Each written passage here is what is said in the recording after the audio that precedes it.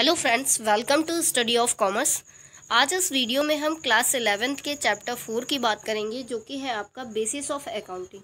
Basis of accounting इस chapter का मतलब ही है कि आपको इसमें पता चलेगा कि अकाउंट का क्या बेस होता है। ठीक है, अकाउंटिंग के बेसिस की हम स्टार्टिंग कहाँ से करते हैं, क्या क्या प्रोसेस होते हैं अकाउंटिंग में, ये भी आपको इस वीडियो में क्लियर होगा। तो सबसे पहले हम बात करेंगे प्रोसेस ऑफ अकाउंटिंग की, उसके बाद हम बात करेंगे कि अकाउंटिंग कितने बेसिस पे होती है। ठीक है, तो चलिए आज का वीडियो स्टार्ट करते हैं। तो प्रोसेस ऑफ अकाउंटिंग की अगर हम बात करें तो सबसे पहला प्रोसेस है हमारा आइडेंटिफिकेशन ऑफ ट्रांजैक्शंस। आइडेंटिफिकेशन का मतलब होता है फाइंड आउट करना। ठीक है, कुछ आइडेंटिफाई करना, कुछ खोजना। तो हमें ट्रांजैक्शंस खोजने हैं। कौन से ट्रांजैक्शंस खोजने हैं? हमें ऐसे ट्रांजैक्शंस खोजने हैं जो हमारे फाइनेंशियल नेचर के हों। ठीक है, हमें वो ट्रांजैक्शंस खोजने हैं जो हमारे फाइनेंशियल नेचर के हों, यानी कि हमारे फाइनेंस हमारे बिजनेस से जुड़े हुए हों। और हमें वो ट्रांजैक्शंस खोजने हैं जो कि मनी के टर्म्स में हों। ठीक है, हमें दो तरह के ट्रांजैक्शंस खोजने हैं। हमें ऐसे ट्रांजैक्शंस खोजने हैं जिनकी मनी वैल्यू हो, जो मनी के टर्म्स में कन्वर्ट कर सकें हम, और वो हमारे बिजनेस से जुड़े हुए हों, फाइनेंशियल नेचर के हों। तभी हम उन ट्रांजैक्शंस की रिकॉर्डिंग करेंगे, अदरवाइज हम अकाउंटिंग में उनको इग्नोर कर देंगे। ध्यान दीजिएगा, अकाउंटिंग में हम सिर्फ वही ट्रांजैक्शंस की रिकॉर्डिंग करते हैं जो मनी के टर्म्स में होते हैं और जो हमारे बिजनेस से, हमारे फाइनेंस से जुड़े हुए होते हैं। चलिए, सेकेंड प्रोसेस है हमारा recording in books of original entry. ठीक है, ओरिजिनल एंट्री में रिकॉर्ड करना। ओरिजिनल एंट्री हम किसे कहते हैं? जनरल को कहते हैं। ठीक है, जनरल को ही हम बुक ऑफ ओरिजिनल एंट्री भी कहते हैं और बुक ऑफ प्राइम एंट्री भी बोलते हैं, क्योंकि हम फर्स्ट ऑफ ऑल अपने बिजनेस के ट्रांजैक्शंस को जहाँ पर रिकॉर्ड करते हैं वो होती है आपकी जनरल। ठीक है, तो हमें रिकॉर्डिंग की अगर हम बात करें तो बिजनेस में रिकॉर्डिंग दो तरह से होती है। ठीक है, एक तो आप या तो जनरल एंट्री में रिकॉर्ड करते हैं, ठीक है, या तो आप जनरल एंट्री बनाते हैं, जनरल एंट्री में रिकॉर्डिंग करते हैं जनरल प्रॉपर में। और दूसरा टाइप हमारा क्या होता है? Subsidiary books. ठीक है, सब्सिडरी बुक्स। इन दोनों के बारे में शॉर्ट में समझते हैं। जनरल की अगर हम बात करें तो जनरल हमारी उन जगहों पर रिकॉर्ड की जाती है, जनरल एंट्री वहाँ पर की जाती है जहाँ पर आपका बिजनेस क्या होता है? स्मॉल लेवल का होता है। ठीक है, जब आपका बिजनेस स्मॉल लेवल का होता है तब हम जनरल एंट्री में रिकॉर्डिंग करते हैं, जनरल प्रॉपर मेंटेन करते हैं। लेकिन सपोज दैट आपका बिजनेस क्या हो? लार्ज लेवल का हो, आपकी कई ब्रांचेस चल रही हूँ। सपोज दैट एक ब्रांच लखनऊ में चल रही है, दूसरी आपकी दिल्ली में चल रही है, यानी 3-4 सिटीज़ में आपकी ब्रांचेस चल रही हैं, और आपका जो पर डे का ट्रांजैक्शन है वो करीब 2000-3000 आ रहा है या फिर 10,000 आ रहा है।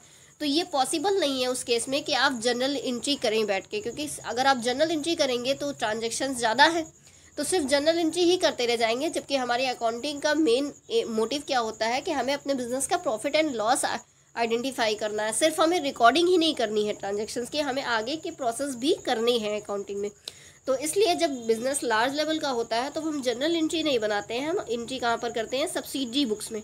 ठीक है, सब्सिडरी बुक्स आपकी कई टाइप्स की होती हैं। होता क्या है, जो सेम नेचर के ट्रांजैक्शंस होते हैं उनकी एक बुक बना दी जाती है और उसी में ट्रांजैक्शंस की रिकॉर्डिंग हो जाती है। फॉर एग्जांपल परचेज बुक बन जाती है, तो जितने भी आपके परचेजेस होते हैं वो परचेज बुक में रिकॉर्ड कर दिए जाते हैं। सेल्स बुक बन जाती है, तो जितने भी सेल्स बुक होते हैं, जितने भी सेल्स होते हैं वो आपकी सेल्स बुक में रिकॉर्ड कर दिया जाता है। ठीक है, तो बिजनेस में रिकॉर्डिंग दो तरह से होती है, या तो हम जनरल एंट्री में रिकॉर्डिंग करते हैं अगर हमारा बिजनेस छोटा होता है तो, और हम जो है सब्सिडरी बुक्स में रिकॉर्डिंग करते हैं जब हमारा बिजनेस लार्ज लेवल का होता है।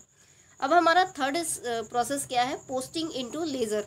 ठीक है, अब हम बात करते हैं पोस्टिंग की, कि लेज़र में हमें पोस्टिंग करनी होती है।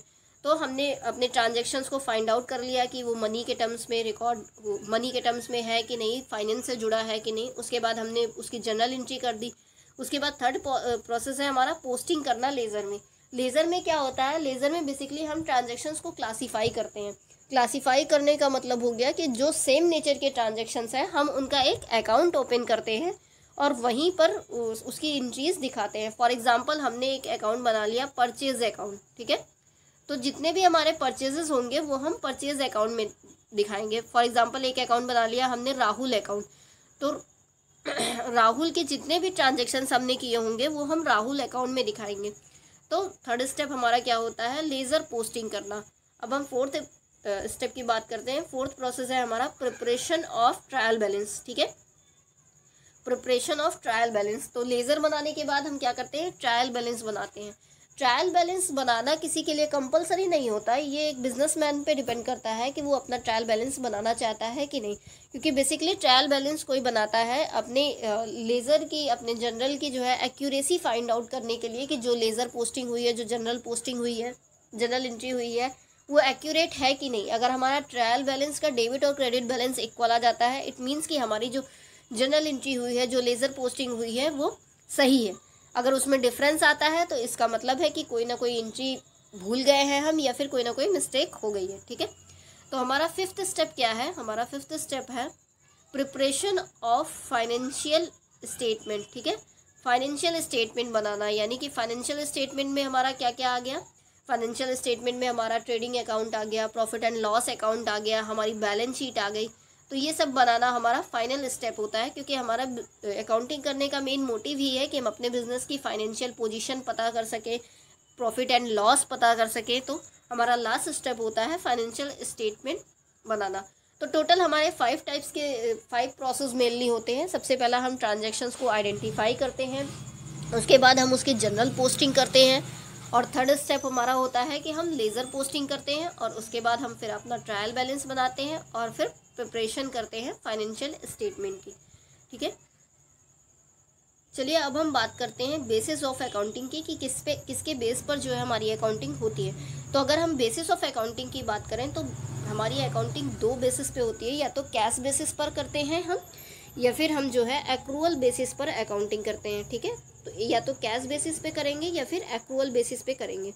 तो चलिए आज हम सबसे पहले डिस्कस करते हैं कि कैश बेसिस पे अकाउंटिंग हम कैसे करते हैं।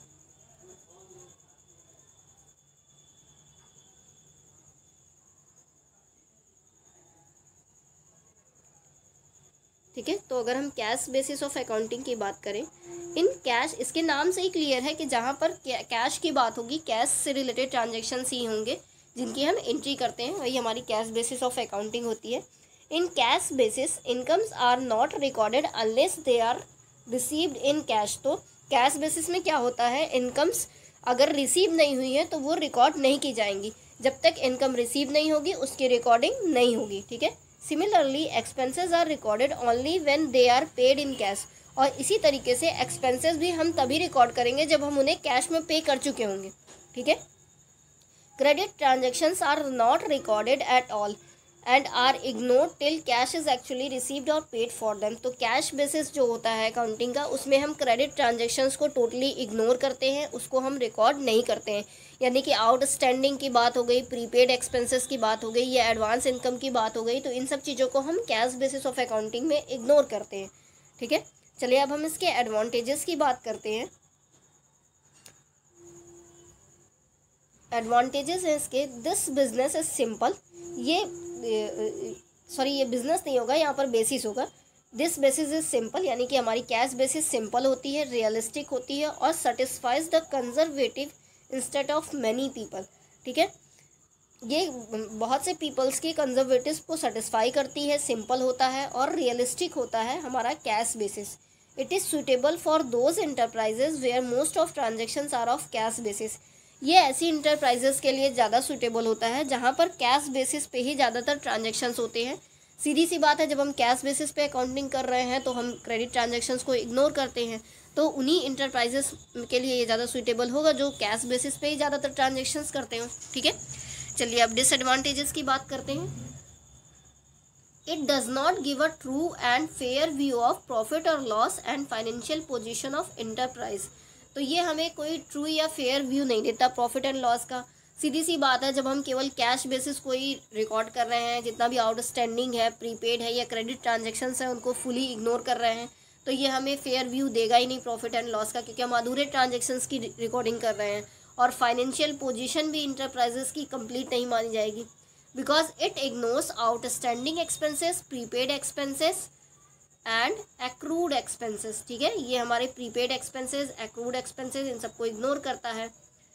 इनकम्स को भी इग्नोर करता है, रिसीव्ड इन एडवांस, अगर एडवांस इनकम रिसीव हो रही है तो उसको भी इग्नोर करता है। इसलिए भी जो है ये हमारे लिए सूटेबल नहीं है। और एक मेन डिसएडवांटेज इसका ये भी है कि कंपनी एक्ट 1956 इसको रिकॉग्नाइज नहीं करता। कैश बेसिस ऑफ अकाउंटिंग को कंपनीज एक्ट 1956 रिकॉग्नाइज नहीं करता। ठीक है, इस बात को याद रखिएगा। चलिए अब हम आगे चलते हैं। हमारा जो नेक्स्ट बेसिस है वो है हमारा एक्रूअल बेसिस ऑफ अकाउंटिंग। ठीक है, accrual basis of accounting. Accrual basis में हम क्रेडिट ट्रांजेक्शन्स की बात करते हैं। In this incomes are recorded when they are earned और accrued irrespective of the fact whether cash is received और नॉट। तो एक्रूअल बेसिस में जो इनकम हम अर्न कर लेते हैं उसको हम रिकॉर्ड करते हैं वेदर वो कैश में हमें रिसीव्ड हुई है या नहीं हुई है। ठीक है, for example sales made on credit will be included in total sales of the period. अगर आप उधार किसी को बेच रहे हैं कोई सामान, यानी कि सेल्स कर रहे हैं क्रेडिट पे, तो उसमें उसको हम रिकॉर्ड करते हैं टोटल सेल्स में।